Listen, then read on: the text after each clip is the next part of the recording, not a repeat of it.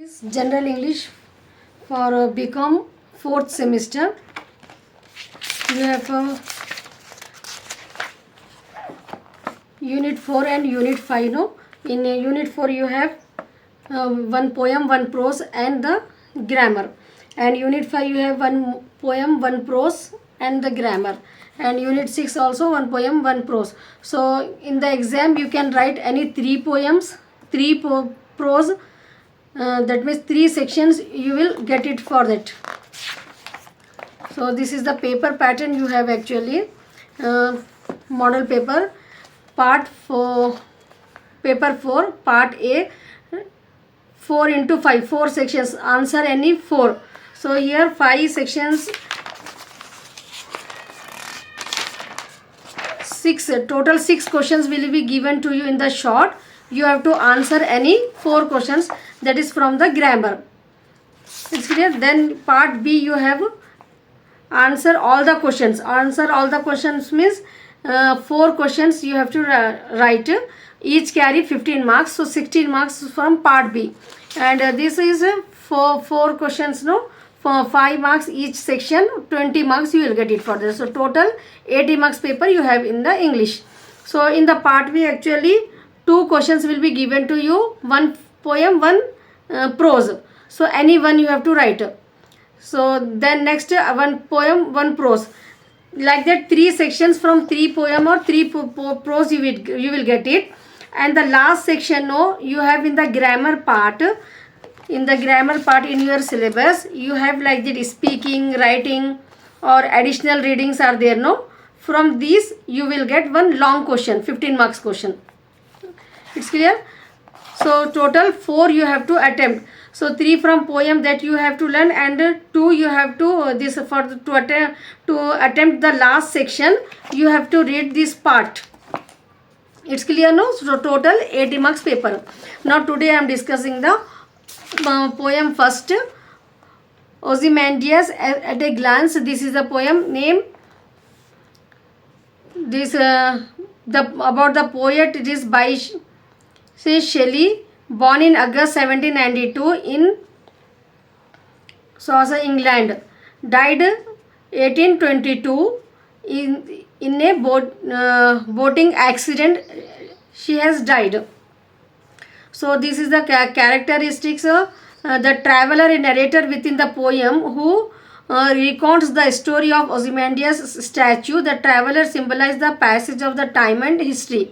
तो यहाँ पर ये पोएम की शुरुआत क्या है बोले तो एक ट्रैवलर रहता मेन कॉन्सेप्ट इसमें पोएम में. जो नरेटर है जो ये पोएम लिखे उनसे आके एक ट्रैवल मिलता और वो एक स्टैचू के बारे में डिस्क्राइब करता. तो कैरेक्टर इसमें फर्स्ट मेन कैरेक्टर ट्रैवलर है जो आके स्टार्ट करता ये topic. ओzymandias, a once powerful king whose legacy is now reduced to ruins, representing the transient nature of power. और उसमें अपने को ये पोएम में जो है सो ओzymandias है, ये एक फिरौन के जैसा था. उन्होंने बहुत हार्श कैरेक्टर था उनका, जिससे अपने को मालूम होता है कि हर चीज़ जो है सो ट्रांसिएंट होती, बर्बाद हो जाती, चाहे जितना भी पावर है तो वन डे वो हो जाता. नेक्स्ट स्कल्पचर है इसके अंदर. एक मतलब एक आर्ट के बारे में बताया गया. एक स्टैचू बनाई है ओzymandias का. तो स्कल्पचर मेन है इसमें पोएम में अपने को. The artist who created the statue capturing the arrogance and emotions of Ozymandias. तो वो जो स्कल्पचर जो बनाए जो आर्टिस्ट थे उनके बारे में यहाँ पर बताया कि वो टाइम पे जो है सो कितना क्रिएटिव जो है सो लोग थे, आर्टिस्ट थे, कि ओzymandias का नेचर एरोगेंस नेचर था. तो वो स्टैचू को अपन अब देखे तो भी मालूम हो रहा कि ये जिसका स्टैचू है वो आदमी जब लिविंग था उन्हें तो कितना एरोगेंस, कितना घमंडी था, उसको अपने आप में कितना पावर का, उसको कितना प्राउड फील था. वो अपने को जो है सो वो आर्ट के जरिए अपने को ये पोएम में वो स्टैचू में बताया उन्होंने. तो उसका यहाँ पर अपने को कैरेक्टर है स्कल्पचर के आर्टिस्ट के बारे में भी. नेक्स्ट नेचर, दो not a person, nature is a silent character in the poem. Nature इसमें बिल्कुल साइलेंट कैरेक्टर है, symbolising the enduring and overpowering force against human pride. तो यहाँ पर ये पोएम का नेचर क्या है बोले तो खामोशी, एक रेगिस्तान है बिल्कुल, एक टाइम पे जब ये ओzymandias वहाँ पर किंग था उन्हों, जब राजा था उन्हों वहाँ पर का, तो उन्होंने अपने आप को किंग्स ऑफ किंग बोलता था उन्हों, मैं पूरे राजाओं का मैं राजा हूँ, देखो मेरे महला कैसे है, बल्कि उन्होंने एक टाइम पे बहुत प्राउड फील करता था।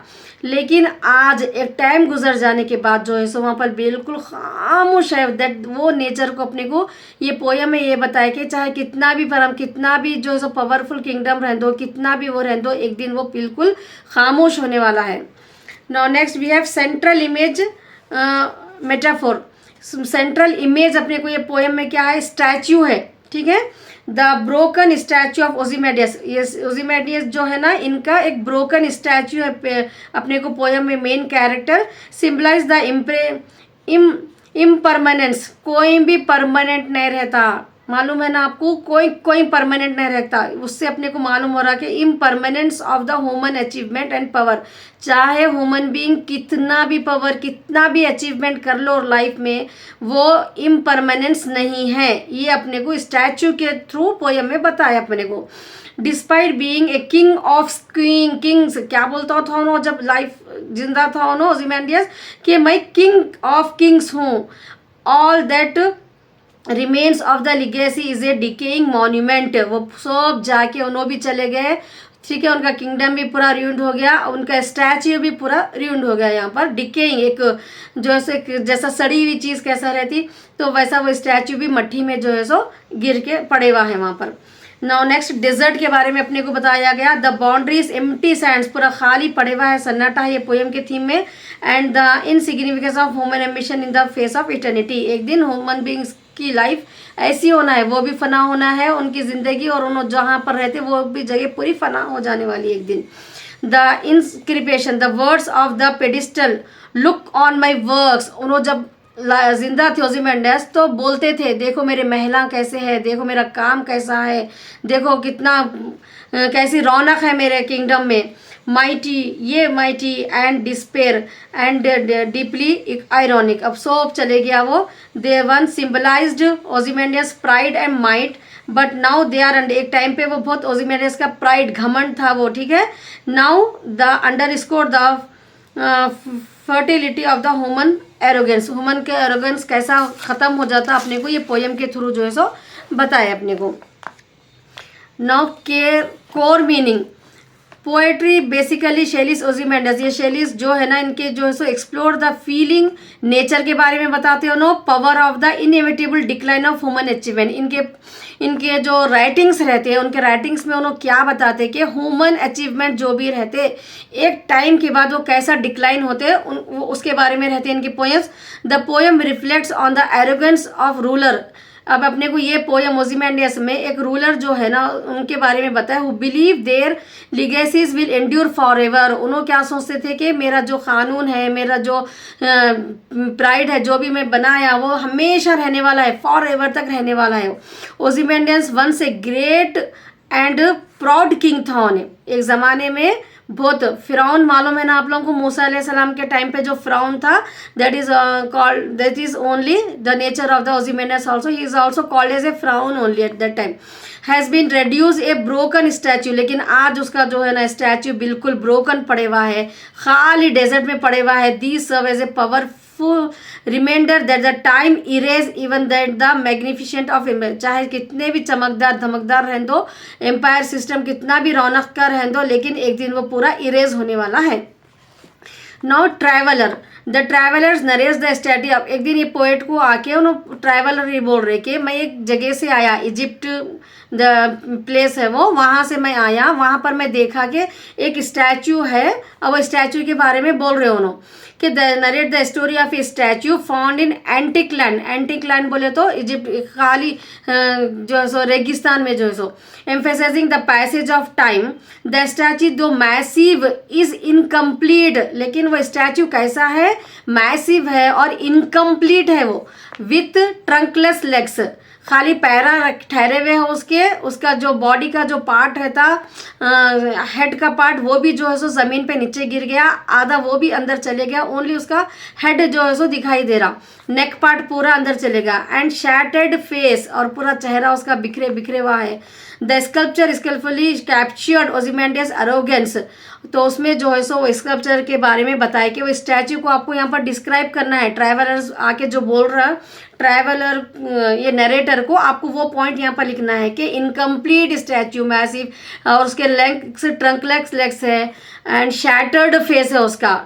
बोले तो एकदम जो गुस्से वाले रहते हैं, जो जो अपने आप में प्रॉड करता था उन्होंने, वैसा फेस उसका जो है सो स्कल्पचर में अपने को बताया गया यहाँ पर।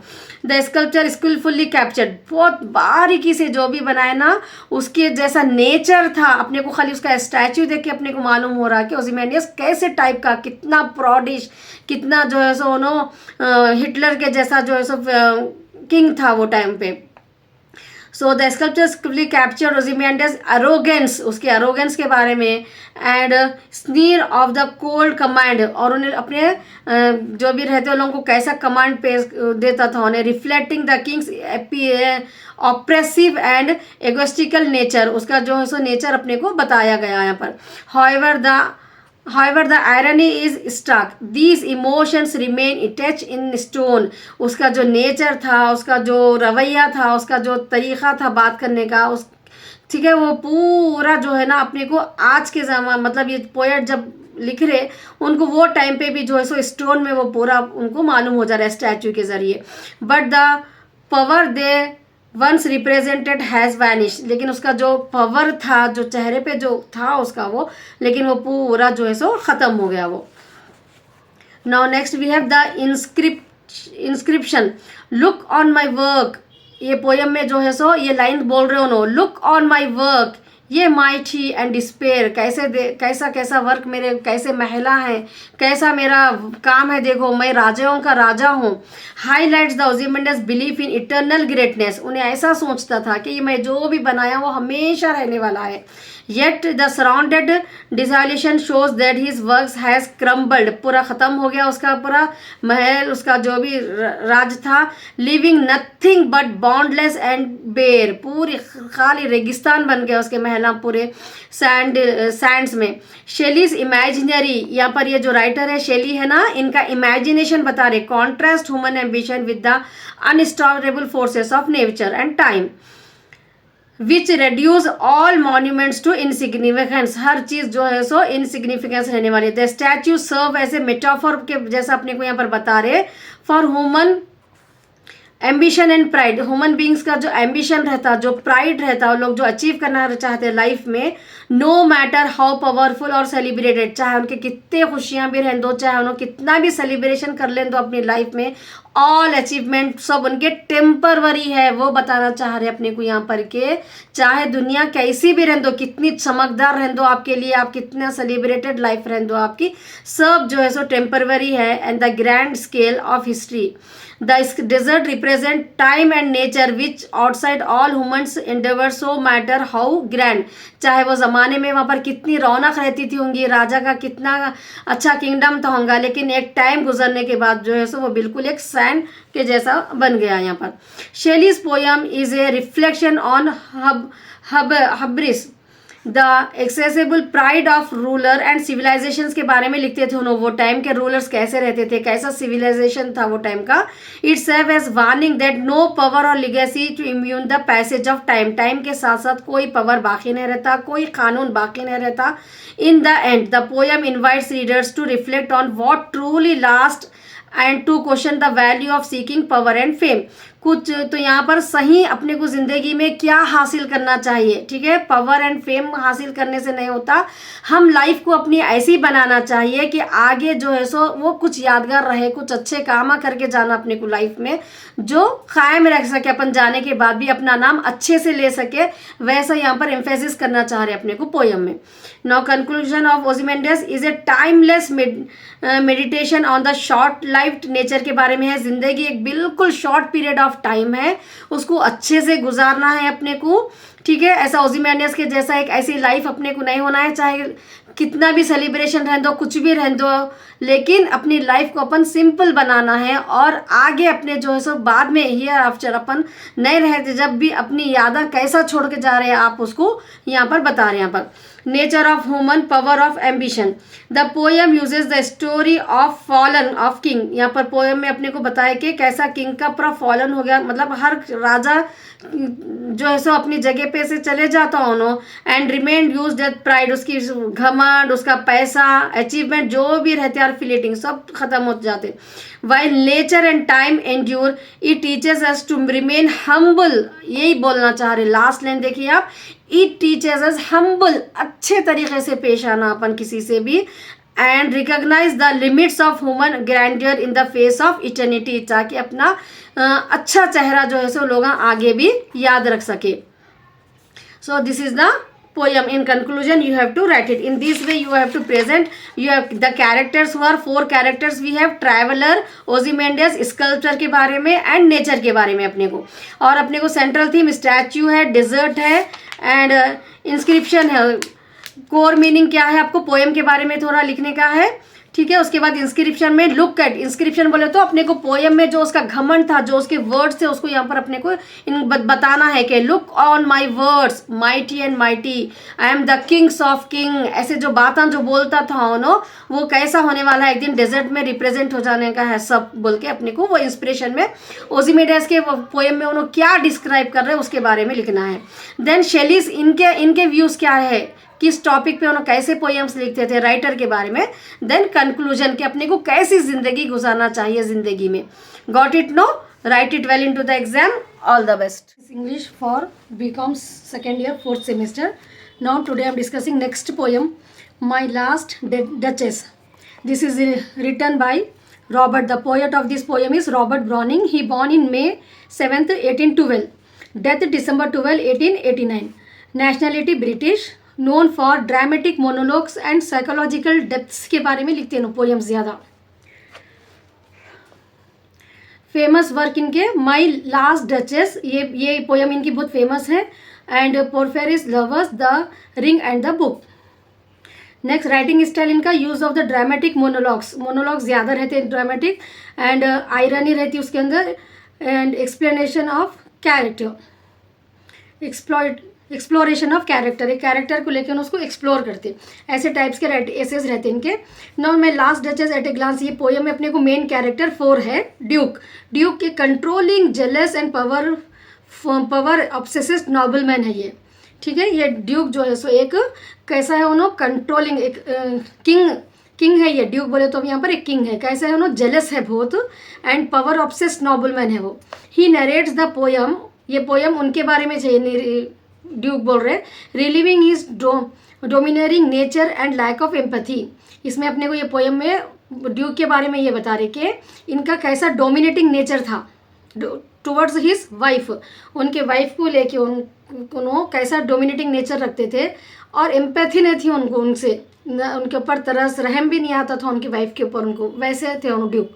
नेक्स्ट कैरेक्टर अपन डचेस, ये क्वीन है इनकी, ड्यूक्स की लेट वाइफ है ये, last wife and late wife. She is portrayed a kind as kind, और उन्होंने अपने को ये पोएम में कैसे बताया गया इनके वाइफ के बारे में, काइंड थी उन्होंने, बहुत जॉयफुल, हंसते बोलते रहने वाली लेडी थी उन्होंने, एंड इनोसेंट थी, लेकिन but the duke criticise her for being too easily pleased, लेकिन हमेशा जो है सो इन्होंने ड्यूक उनको क्रिटिसाइज करते थे, उनको जो है सो गिरा के देखते थे कि उन्होंने बहुत आसानी से लोगों से जल्दी मिल जाते बोल के, उनके वो नेचर की वजह से ये ड्यूक को पसंद नहीं आता था, उनको क्रिटिसाइज करते थे उन्होंने।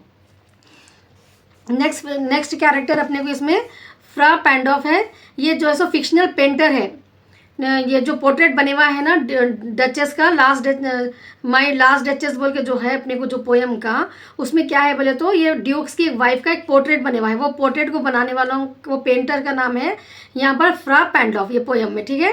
His mention implies the duke's suspicion of the duchess interaction with others. तो यहाँ पर अपने को जो है सो फ्रिक्शनल पेंटर है ये डचेस के पोर्ट्रेट के। ही इज मेंशन, उन्होंने जो पोर्ट्रेट में बताया ना, he is mention implies the Duke suspicion, के ड्यूक कैसा वो उनके वाइफ के ऊपर सस्पेक्ट, शक करता था। सस्पिशियन मीन्स शक करना। मैन की जो मेन आदत जो रहती ना, सस्पिशियन ऑन द वाइफ, वो आदत इसके अंदर भी थी, वो suspicion of the duchess interactions with others, लोगों से इंटरैक्ट होने का कैसा, वो चीज़ जो है सो अपने को ये पोर्ट्रेट में जो है सो बताए। मेन जो उनके वाइफ का जो कैरेक्टर फेस से जैसा रिवील करते ना पेंटर्स, वो चीज़ को पढ़े उन्होंने समझ गए कि किंग कैसा सस्पिशियस करता है उनको। द कॉन्स डॉटर, ये जो सो the duke's prospective new wife, अब वो वाइफ की तो डेथ हो जाती है, जो लास्ट डचेस थी, अब उन्हें एक न्यू प्रपोजल के लिए, न्यू वाइफ के लिए यहाँ पर देख रहे हो no, mention briefly as part of political and financial arrangement. तो यहाँ पर ये पोएम में लास्ट में दिखाया गया कि उन्होंने एक किंग की डॉटर से, जो एक प्रिंसेस से मैरिज करना चाह रहे हैं नेक्स्ट, उन्होंने जो पॉलिटिकल और फाइनेंशियल मैनेजमेंट में स्टेबल है। Next we have central image of metaphor, the portrait of the duchess. अब चीज़ें अपने को इसमें क्या है, यहाँ पर अपने को जो पोएम में खास जो मेन पॉइंट है जो, वो है आपको portrait of the duchess. Duchess का जो पोर्ट्रेट है वो मेन अपने पोएम का ये कॉन्सेप्ट है, ये जिसके ऊपर बेस है ये poem. Represent the duke's desire to control and objectivity others. Duke's का जो डिज़ायर है कि एक मतलब वो जब लाइफ थी उन्होंने, जब भी उन्होंने उसको डोमिनेट करते थे, उन्होंने जब भी उसको वो करते थे, अब एक उसका पोर्ट्रेट बना के जो है सो अभी भी उसको उन्होंने वैसे देख रहे हैं, उसको सस्पिशियस उससे देख रहे हैं अभी भी। Misinterprets as a lack of loyalty.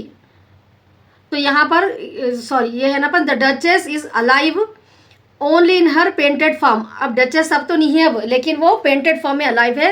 Where the duke can control who views her, वो उसके ऊपर कर्टेन रहता है, वो पोर्ट्रेट के ऊपर ड्यूक जो जिसको दिखाना है तो उनको ही दिखाते या उन्होंने खुद देखते हैं उसको, उतना उसके ऊपर कंट्रोल करके रखे हुए हैं उनके पोर्ट्रेट के पे तक भी। The spot of joy symbolise the duchess innocent and warmth which the duke. यहाँ पर स्पॉट ऑफ जॉय का मीनिंग, ये जो डचेस है उनके नेचर के बारे में बता रहे अपने को कि उन्होंने कितनी इनोसेंस थी, वार्मथ थी, हर एक से अच्छे खुशी से मिलना। Which the duke misinterpret as a lack of loyalty, जिसका उनको बिल्कुल पसंद नहीं था वैसा तरीका ड्यूक को। Next we have Neptune taming the sea horse. जब ये कहानी में जो है ना, जब इन्होंने नीचे आते रहते ड्यूक, तो वहाँ पर एक पेंटिंग रहती, Neptune taming sea horse. Most of the painting में आप लोग देखे होंगे हॉर्स पे बैठे हुए ऐसा रहते, तो Neptune taming the sea horse की पेंटिंग रहती है। वो पेंटिंग में भी यही बताना चाह रहे अपने को कि symbolise the duke's need to for dominance. जैसा वो पेंटिंग में नेपट्यून एक टेमिंग सी हॉर्स को उन्होंने कैसा हैंडल करके रखे हुआ है, उन्होंने मतलब होल्ड करके रखे हुआ है, वैसा यहाँ पर duke's need for dominance and control over others. Duke का भी वही नेचर है कि मैं भी अपनी वाइफ को पूरा कंट्रोल करना, दूसरों को मैं कंट्रोल करके रहना, particularly his wife. Certain over curtain over the portrait. अब ये कहानी में अपने पोएम में अपने को कर्टेन का भी एक बहुत वो एक मामूली एक पेंटिंग है वो, लेकिन फिर भी उसको कर्टेन क्यों है। रिप्रेजेंट द ड्यूक्स पोजेसिवनेस, उन्होंने अपने वाइफ को एक क्या बोलते हैं स्कल्पचर के रूप में भी, एक जो है पोर्ट्रेट के रूप में भी उन्होंने अपनी वाइफ को किसको भी नहीं दिखाना चाह रहे। Every man wants that's only suspicion, because of the suspicious they make the life of the wives so miserable, as only he can reveal or conceal the duchess image. Duchess की image को उन्होंने देखना, उन्होंने conceal करना बोल के। तो ये क्या है अपने को, ह्यूमन बींग्स है, कैरेक्टर है अपने को। ये सेंट्रल इमेज कौन से चीज़ें अपने को ये पोएम में खास दिखाए गए, तो क्या क्या है वो, पोर्ट्रेट ऑफ द डचेस है मेन कॉन्सेप्ट, और स्पॉट ऑफ द जॉय, उनकी जो हंसी है, चेहरे की जो हंसी है वहाँ पर। और नेपट्यून टेमिंग, जब उन्हें उतरते रहते तो एक पेंटिंग जो है हॉर्स की, और कर्टेन जो रहता पोर्ट्रेट के ऊपर। नाउ कोर मीनिंग क्या है पोएट का। Robert Browning my last duchess is a dramatic monologue है ये ये poem that explore theme of power control and pride of objectification. तो यहाँ पर जो है सोना objectification, the duke's treats the duchess as an object मतलब इंसान को चीज़ों की तरह देखते लोग, ठीक है। तो यहाँ पर रॉबर्ट ब्राउनिंग जो है सो माई लास्ट डचेस में बताना चाह रहे हैं कि that explore theme of power कैसा रहता आदमी का, कंट्रोल, उसका प्राइड, उसको जो अपने फाइनेंशियल पोजीशन पे अपने जो घमंड रहता आदमी को, उससे उन्हें क्या करता, इंसानों को भी जो है ना ऑब्जेक्ट समझता हूँ, उनकी वाइफ एक लिविंग थिंग को भी जो है सो ना उन लोग एक ऑब्जेक्ट के जैसा रखते in relationship. This is the happening. ये पोएम हालांकि 18 सेंचुरी में मतलब 1889 1812 जब लिखे सो है, लेकिन फिर भी even nowadays also most of the women are facing this problem of the suspicious nature of the husband. even though it is existing today also. So the life of the girls is mainly to understand.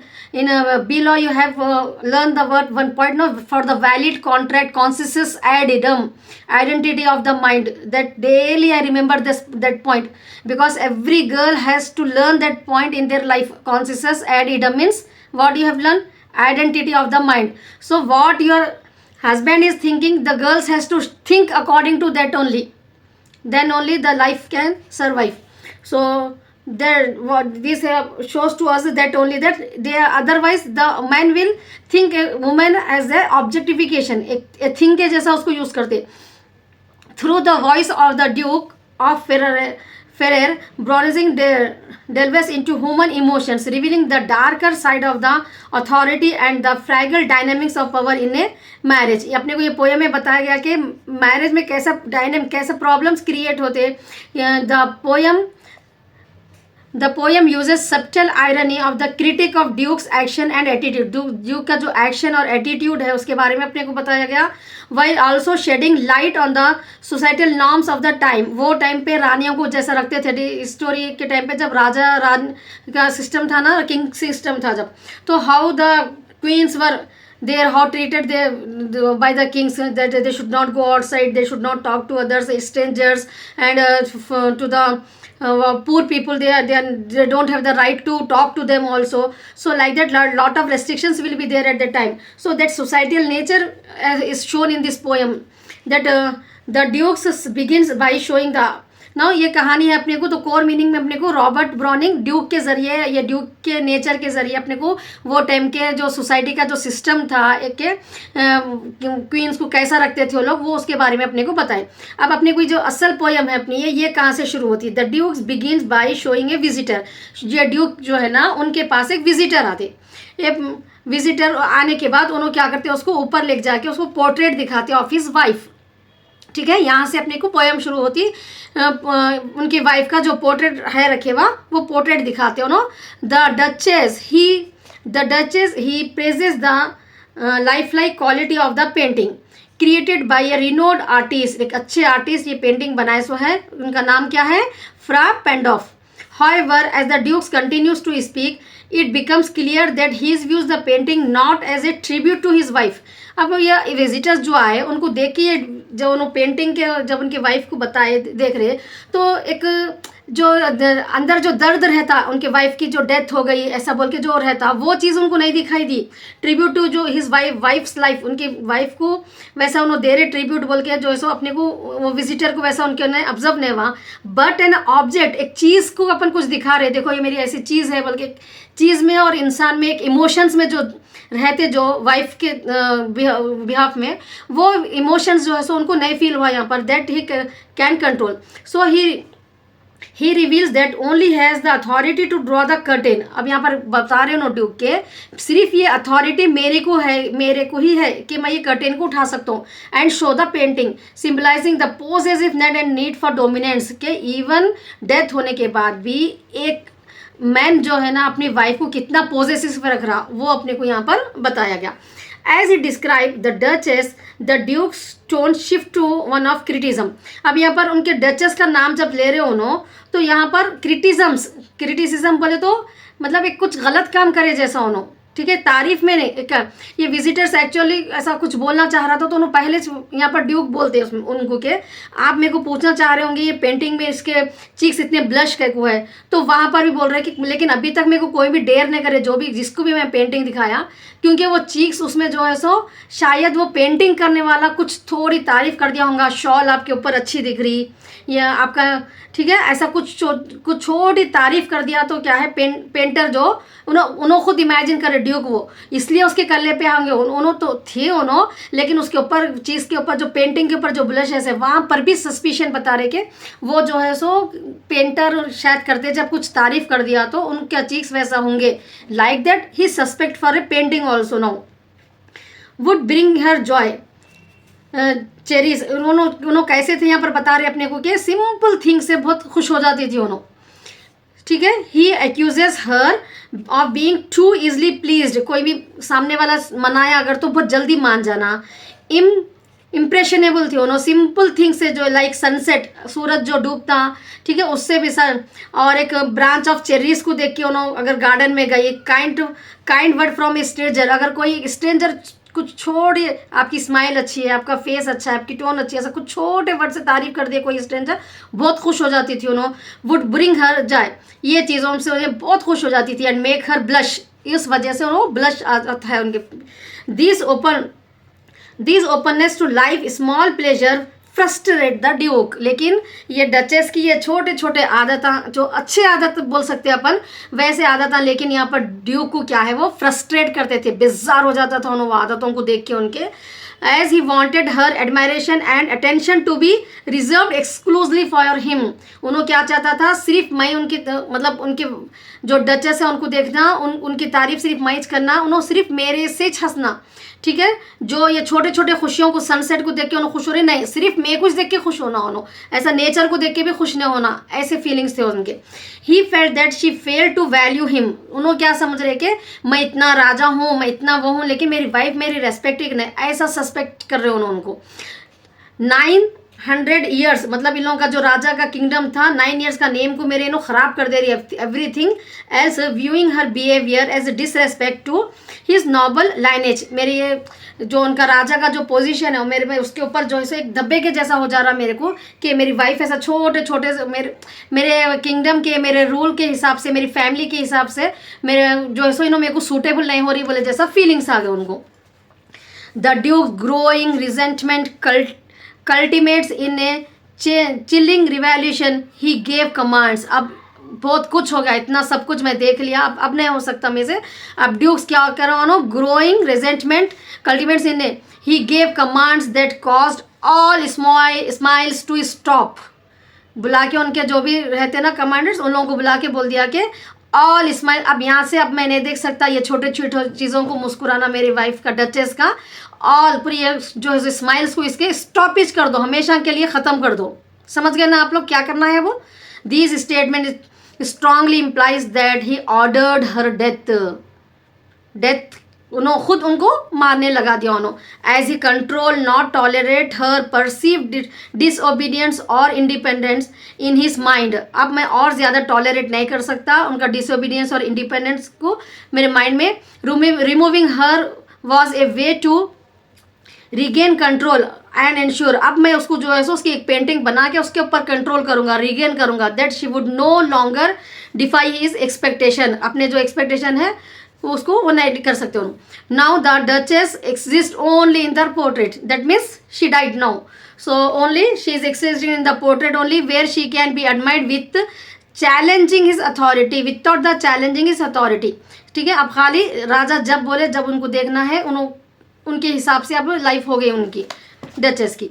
The poem concludes with the duke's shifting to conversation to a new marriage, तो अब यहाँ तक हो गया। ये जो actually visitors जो है ना, वो जो एक राजा की बेटी से उन्होंने शादी करना चाह रहे, वो वहाँ से कुछ आया था उन्होंने विजिटर्स, तो अब यहाँ पर वो न्यू टॉपिक शुरू हो जाती है प्रेजेंटली। ये पूरा पास्ट था, मतलब पास्ट बोले तो उनकी वाइफ के बारे में था, अब उन्होंने एक नई जिंदगी में नया कदम रख रहे थे उन्होंने।